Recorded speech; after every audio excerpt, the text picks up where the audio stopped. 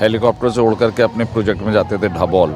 तो मैं हेलीकॉप्टर से लैंड किया और मुझे फ़ोन आया कि आप मड आइलैंड आ सकते हैं, हम आपको एक फ़िल्म में रोल देना चाहते हैं। मैंने कहा फ़िल्म में रोल? तो मधुर भंडारकर लाइन पे थे। तो सैटरडे संडे था तो मैं मड आइलैंड चला गया। बोले आपको कुर्ता पजामा सब हम देंगे, लिबास हम आपको देंगे, आपको मेंबर ऑफ पार्लियामेंट का एक्ट करना है। अच्छा। तो मेरे अंदर पॉलिटिक्स, मैं जेएनयू से हूँ तो पॉलिटिक्स मेरे अंदर नेचुरल आती है। और मैं समझता हूँ कि मधुर के अंदर ये खास बात है कि वो कैरेक्टर्स को कैसे फिट किया जीवंत जाता करते है, जीवंत कर देते हैं। तो वो उनकी जो पकड़ थी या शिनाख्त थी उनको आप में दिखा वो किरदार वो के लिए दिखा। फिट बैठ- हाँ, फिट बैठा और बड़े पॉपुलर हुआ उस एक्टर। मुझे, मैं जहाँ पे भी जाता हूँ मेरे लोग डायलॉग्स याद करते हैं पेज थ्री के। पेज 3 के। आप देख रहे हैं बिहार आजकल और मैं हूं Imran Ali. Face to face with Imran Ali में हर बार आपकी मुलाकात कराता हूं एक जानी मानी शख्सियत से। इस बार हमारे साथ बातचीत करने के लिए हैं मशहूर film actor Mukesh Tyagi ji. Sir, आपका स्वागत है। जी अली भाई, मुझे लगता है कि आज का जो लम्हा है ये एक ऐतिहासिक लम्हा है, क्योंकि शमीम भाई के साहबजादे की या जो निकाह हो रहा है, माशाल्लाह बिलाल और जो उनकी खूबसूरत पत्नी है, और जिस तरह से आज जश्न का आयोजन किया गया, जिस तरह से कव्वाली, उसमें इतने रूहानियत में जो महसूस हुई कि मैं समझ रहा हूँ एक मुकम्मल शाम थी मेरे लिए। और उसमें तमाम बड़ी बड़ी हस्तियाँ आईं। मैं समझता हूँ पॉलिटिशियंस थे उसमें, ब्यूरोक्रेट्स थे, सोशल एक्टिविस्ट थे, फिल्म डायरेक्टर थे जैसे अकबर खान साहब, और तमाम ऐसी ऐसी शख्सियत आईं और दूर दूर से आईं। मैंने लोगों से पूछा, कोई हैदराबाद से आया एक एक दिन के लिए इनकी। तो ये जो शमीम भाई का मोहब्बत का एक फ़लसफ़ा है और जो जज्बा है, वो लोगों को बड़े नेचुरल तरीके से जोड़ते हैं। तो ये बड़ी रूहानी शख्सियत होती है, कम लोगों को मिलती है ऐसी। अल्लाह ताला की और उनकी नियमत होती है, तभी इंसान के अंदर एक ऐसी शख्सियत उभर के आती है कि लोगों को दूर दूर से अट्रैक्ट करती है। तो मैंने, और शमीम भाई से मेरा बहुत पुराने ताल्लुकात है, मैं उनके तमाम कार्यक्रम में शिरकत करता हूँ और मुझसे उनके दिल का रिश्ता है। तो आज मैं आकर के अपने आप को बहुत फ़ख्र महसूस कर रहा हूँ। मैं लकीली दिल्ली में हूँ और मैं यहाँ पे आया, और नहीं भी होता, मैं हिंदुस्तान के किसी भी कॉर्नर में होता, मैं इस शादी में ज़रूर शिरकत करता। सर, आप अपने एक्टिंग के जो अभिनय का सफ़र है इसको लेकर हमारे व्यूवर्स को कुछ बताएं। किस तरह से अभिनय का शौक़ कैसे हुआ और कैसे शुरुआत हुई आपके फिल्मों में काम करने की? देखिए, अभिनय मेरे शायद अंदर था बचपन से ही, लेकिन कभी महसूस नहीं हुआ था।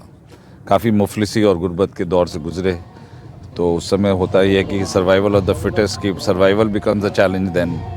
तो तमाम प्रायोरिटीज़, तमाम दिल के जज्बे, तमाम जो आपके अंदर शौक़ होते हैं, उनको आप दरकिनार करके ज़िंदगी के जद्दोजहद के साथ उलझते रहते हैं। तो और उसके बाद आप भूल जाते हैं कि आपके अंदर कोई कलाकार है। तो लेकिन जब मैंने बड़ी मेहनत करके पढ़ाई लिखाई की, लंदन से MBA किया, फिर मैं बम्बई आया और वहाँ पे मैं एक बहुत बड़ी कंपनी का CEO भी बना। और उस दौरान मेरा रोज़ फ़ोटो टेलीविज़न पे और तमाम अखबारों में मेरा जिक्र होता था उस ज़माने में। तो पेज 3 बना रहे थे मधुर भंडारकर, तो मुझे एक लंच में इनवाइट, पेज 3 जी, वो बहुत मशहूर फिल्म है। और उसमें मधुर भंडारकर उससे पहले भी बहुत बड़ी अच्छी फिल्म बना चुके थे, चांदनी बार। तो उनसे मेरी मुलाकात एक लंच में हुई। एक अभिनेत्री ने लंच का आयोजन किया था ऑलिव में, वहाँ मुलाकात हुई। और तब मुझे नहीं पता था, क्योंकि मैं अपने काम में इतना मसरूफ़ रहता था कि मुझे फिल्म इंडस्ट्री के बारे में कोई वो नहीं रहता था। और मैं ताज होटल में रहता था, 4 साल ताज होटल में रहा हूँ मुंबई के। तो मैं काम बहुत करता था। तो मुझे एक दिन फ़ोन आया। हम लोग उस ज़माने में हेलीकॉप्टर से उड़ करके अपने प्रोजेक्ट में जाते थे ढाबोल। तो मैं हेलीकॉप्टर से लैंड किया और मुझे फ़ोन आया कि आप मड आइलैंड आ सकते हैं, हम आपको एक फ़िल्म में रोल देना चाहते हैं। मैंने कहा फ़िल्म में रोल? तो मधुर भंडारकर लाइन पे थे। तो सैटरडे संडे था तो मैं मड आइलैंड चला गया। बोले आपको कुर्ता पजामा सब हम देंगे, लिबास हम आपको देंगे, आपको मेंबर ऑफ पार्लियामेंट का एक्ट करना है। अच्छा। तो मेरे अंदर पॉलिटिक्स, मैं जेएनयू से हूँ तो पॉलिटिक्स मेरे अंदर नेचुरल आती है। और मैं समझता हूँ कि मधुर के अंदर ये खास बात है कि वो कैरेक्टर्स को कैसे फिट किया जाता है, जीवंत कर देते हैं। तो वो उनकी जो पकड़ थी या शिनाख्त थी, वो आप में दिखा वो किरदार वो के लिए दिखा। हाँ, फिट बैठा और बड़े पॉपुलर हुआ उस एक्टर। मुझे, मैं जहाँ पे जाता हूँ मेरे लोग डायलॉग्स याद करते हैं पेज 3 के। पेज 3 के में उसमें बहुत मेरा रोल है कि मैं वेटर को कहता हूँ 500 रुपये दो, यहाँ पर ज़रा सर्विस अच्छी रहे। एयर कंडीशन में कैसे काम करते हैं, आपको याद होगा अमर सिंह जी जो थे, मुझे लगता है उसमें कहीं उसका छोटा सा रिफ्लेक्शन था मेरे किरदार में, तो वो रोल था। फिर उस किरदार में उनकी झलक थी। हाँ, और उसमें नाम मेरा मुकेश त्यागी। तो ऐसे मधुर भंडारकर की 9 पिक्चरों में मेरा नाम मुकेश त्यागी, जो मेरा रियल नेम भी है। अच्छा, मुझे लगता है वर्ल्ड रिकॉर्ड है। कौन कौन फिल्में हैं सर, हमारे व्यूअर्स को मालूम हो? पेस्ट्री है, फैशन है, कॉर्पोरेट है, जेल है, दिल तो बच्चा है जी, ट्रैफिक सिग्नल है, हिंदू सरकार है। अब ये हाल में पिक्चर एक चल रही है डिज्नी हॉटस्टार पे, उसका नाम है बबली बाउंसर, उसमें भी नाम मुकेश त्यागी है। तो आप ज़्यादातर तो 8 फिल्में हैं सर। 8 फिल्में कोई नहीं है। फैशन बहुत चली है, प्रियंका चोपड़ा की फैशन, कॉर्पोरेट बहुत चली, इसके अलावा पेस्ट्री तो बहुत चली थी, और इसके अलावा ट्रैफिक सिग्नल चली, दिल तो बच्चा है जी चली, और अभी जो बबली बाउंसर है ये तो इसने धमाका मचा रखा है। मैं कह रहा हूँ कि ये फिल्में सभी म्यारी फिल्में थी और फेस्टिवल तक गई। ये फिल्मों में काफी चर्चा में रही, रिसर्च बेस्ड फिल्म थी, लेकिन पॉपुलर भी बहुत हुई है। हाँ, पॉपुलर भी बहुत। हाँ, क्रिटिकली एक्लेम्ड है। मुझे लगता है ये पिक्चर है जो नेशनल आर्काइव्स में गई हुई है। मधुर की कई पिक्चरें नेशनल आर्काइव्स में, which is a rare honour to any director.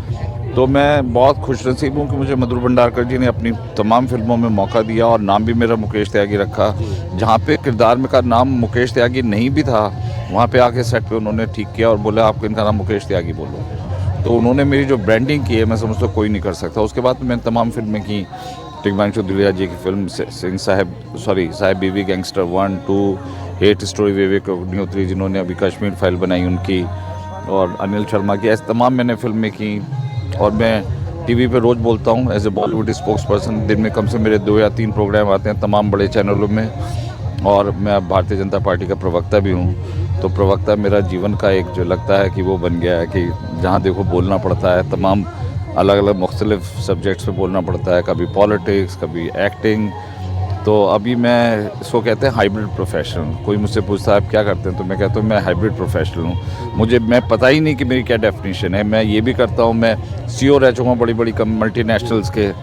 तो तमाम ऐसे काम किए हैं कि अब मुझे अपने आप को किसी रेखांकित करने में बड़ी मुश्किल होती है। बड़ी बड़ी फिल्में की आपने, और इतनी बड़े डायरेक्टर की फिल्में की, इतना अच्छा किरदार किया, तो क्या इसके लिए कोई ट्रेनिंग ली आपने, या ये सब कुछ ऐसे ही होता गया? देखिए, मैं आपको एक बात बताऊँ कि एक्टर जो होता है ना, बॉर्न होता है। आपको बाहर से तराश सकते हैं थोड़ी बहुत, लेकिन जैसे गायक है, अगर उसकी गला ही नहीं होगा तो कितनी आप कोशिश कर लीजिए नहीं गा सकते।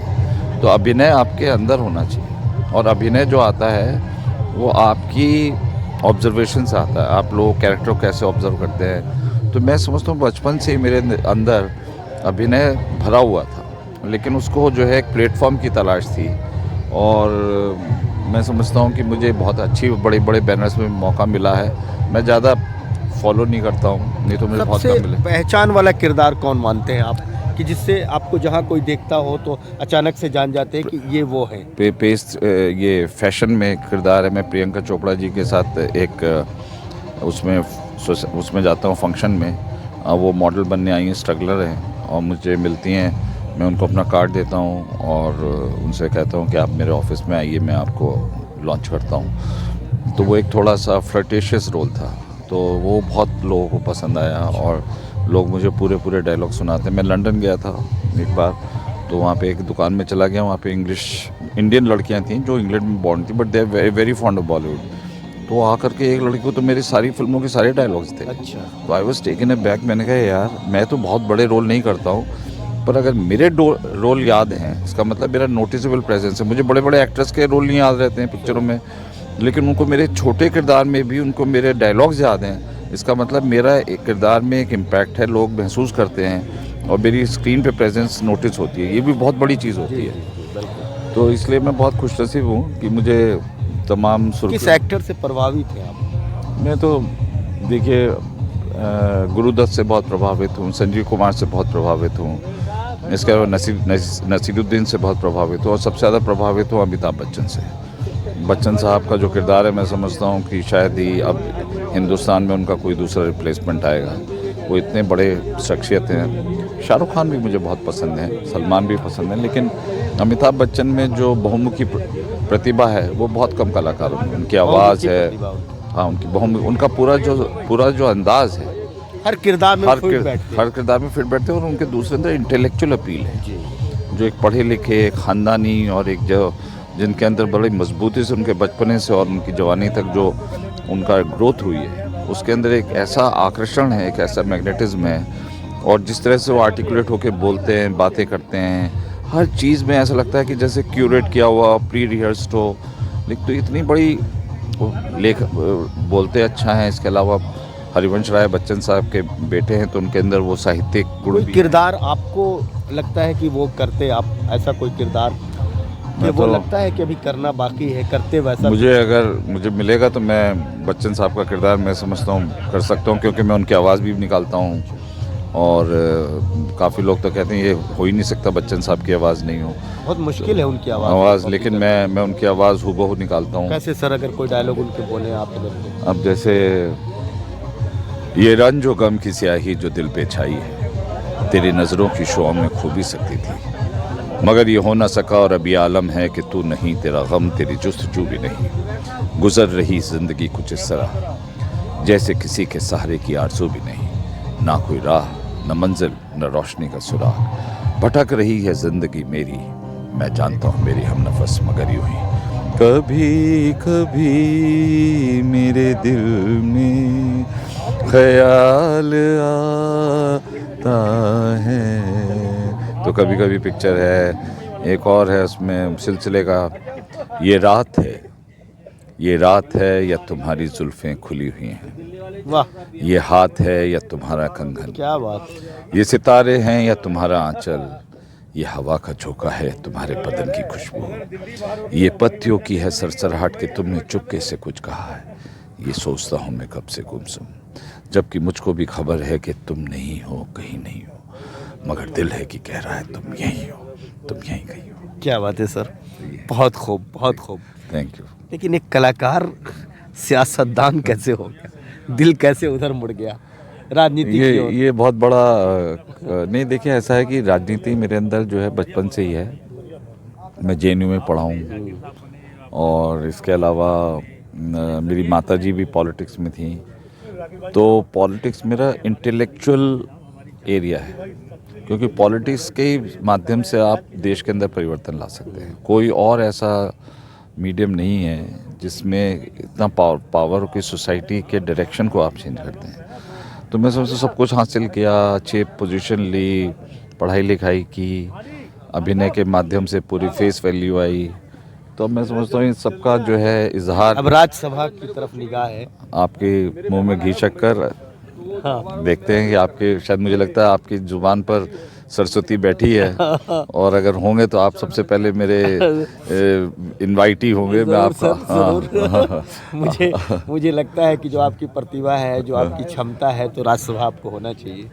अब देखिए, अब ये तो ऊपर वाले के बात जी। पे है, पर मैं समझता हूँ कि मैं एक अच्छा मेंबर बनूंगा, क्योंकि मैं लॉयर भी हूँ, और मैं सीओ रह चुका हूँ, एमबीए यूके से किया हुआ है, स्कॉलरशिप से बहुत ज़मीन से ऊपर तमाम निकला तरह हूँ, की खूबियां अर्श फर्स्ट ऊपर पे वाले ने निकला नवाजा है हूँ। आपको। आधा वर्ष हुजूर विल बी इन टच। तो सर, आपकी उर्दू इतनी अच्छी कैसे है? उर्दू उत्तर प्रदेश से है, अच्छा। तो कौन लखनऊ से? उर्दू से मेरी बड़ी मतलब नहीं, दिलचस्पी है। कौन से? लखनऊ में? लखनऊ से आप? देखिए ऐसा है कि मेरी जो तालीम है वो बड़ी क्या कहते हैं मुश्किलात से हुई है, लेकिन उर्दू से मेरी बेइंतहा मुझे पसंद है ज़ुबान। तहज़ीब की ज़ुबान है, नफासत की ज़ुबान है, मोहब्बत की ज़ुबान है। तो ये एक ऐसी ज़ुबान है कि जिसमें आप बोलते हैं तो ऐसा लगता है शहद निकल रहा हो। तो आदमी के पास, देखिए आदमी और जानवर में फ़र्क क्या है? आदमी और जानवर में फ़र्क है कि आदमी के पास दिमाग है और उसको यूज़ करने की ताकत है, लेकिन जानवर में और जानवर पढ़ा लिखा नहीं होता है। तो अगर आपने इन सब चीज़ों का लुत्फ़ नहीं उठाया, ज़िंदगी एक छोटी सी है, उसमें आप हर प्रकार के रसों का आनंद उठाइए। जैसे वो होता है ना रेनबो, 7 रंगों का, तो अगर आपकी पर्सनैलिटी में 7 रंग नहीं समाहित हों तो फ़ायदा क्या? तो उर्दू एक वो रंग है। जैसे मैं गालिब को बहुत पसंद करता हूँ, मैं गालिब को पढ़ने का मेरा, अगले साल मैं आपको गालिब के ऊपर एक पूरा प्रोग्राम दूंगा। बाजी चाहे अतफाल दुनिया मेरे आगे, होता है शब व रोज़ तमाशा मेरे आगे। तो मैं समझता हूँ कि दुनिया एक अतफाल है, बच्चों का खेल है। तो जब मैं लोगों को देखता हूँ कि मिसगाइडेड हैं, मिसडायरेक्टेड हैं, उनको यही नहीं पता ज़िंदगी का मकसद क्या है, तो मुझे गालिब साहब याद आ जाते हैं। गालिब साहब ने अपनी मुफलिसी में उनको लुत्फ़ आया, और जिस इंसान को मुफलिसी में लुत्फ़ आएगा वही मुकम्मल इंसान है। देखिए, ऐसा है कि मुकम्मल होने के लिए पैसे की ज़रूरत नहीं होती है, आपके जज्बे की ज़रूरत होती है। आपका नज़रिया क्या है, आप अंदर से कैसा सोचते हैं, कैसे महसूस करते हैं। तो गुर्बत जो है ये एक तरीके से गिफ्ट है। अगर आपको ज़िंदगी में आगे बनने के लिए, मजबूत बनने के लिए, फिर आप पैसे के चक्कर में आपकी एनर्जी कितनी चली जाती है, तो आप उस क्रिएटिव आदमी क्रिएटिविटी में लगाइए, वो है आपकी कैपिटल। अब आप लग गए, एक बार आपने एक दुकान खोल ली, आप गए काम से, आप बैठे रहेंगे दुकान पे सुबह शाम तक, आप वहीं गुनगुनाते रहेंगे। अगर आपके गाने का इल्म है तो कुछ दिनों के लिए मुश्किलात का सामना होगा, लेकिन जो आपको रूहानी सुकून मिलेगा जब आप गाना गाएंगे, तान छेड़ेंगे, तो वो उसका लुत्फ़ मुकाबला ही कुछ नहीं है। तो आप इंसान को पता ही नहीं करना क्या है, उसके ऊपर बोझ डाल दिया जाता है और बेचारा उसी बोझ को ज़िंदगी भर घसीटता रहता है। उसको एहसास भी नहीं होता है, एज ए मैटर फैक्ट वो उसी में अपनी दुनिया ढूंढ लेता है। तो कोई गलत बात नहीं है, there is nothing wrong. I don't criticise them, but I feel कि there should be some channels available so that you can channelize the good creative energy of the people in this country. बहुत talented लोग हैं, लेकिन बेचारे गुमनामी में खो जाते हैं। और आप कितने ही तान से नाकाम हो गए, एक मौका ना मिला, गुमनाम हो गए। एक बार ये देखिए, वाह। है ना? तो ये है ज़िंदगी, ठीक है। तो आपने उर्दू तो मैं पढ़ा हूँ सुल्तानपुर में, काशीपुर में, और लेकिन उर्दू से मुझे बेगम अख्तर की गज़ल बहुत पसंद है। मेरे तमाम जो शायर हैं वो दोस्त थे, निदा फाजली साहब, उनके मैंने गज़ल भी गाई है कि बेनाम से ये दर्द ठहर क्यों नहीं जाता। आपने गाया है जी सर, अगर थोड़ा सा गुनगुना दे। ये एक उन्होंने लिखा है और ये एक फिल्म का गाना है, जो होता है। इसका जो शेर है, जो बेस है, वो है, लाउड कर दे सर तो। जो इसका बेस है, बेनाम से ये दर्द ठहर क्यों नहीं जाता, बेनाम से ये दर्द ठहर क्यों नहीं जाता, और जो बीत गया वो गुजर क्यों नहीं जाता। तो उस पे है ये गाना, जो होता है क्यों होता है, लेकिन हो जाता है, आस पास ही क्यों रहता है, वो खो जाता है, खो जाता है, दूर जो हो जाता है, जो होता है क्यों होता है, लेकिन हो जाता है। बहुत बहुत शुक्रिया सर, बहुत बहुत शुक्रिया, thank you very much, lovely meeting. Okay sir, आप मुझे अपना नंबर दे देना। जी सर, भेजिएगा।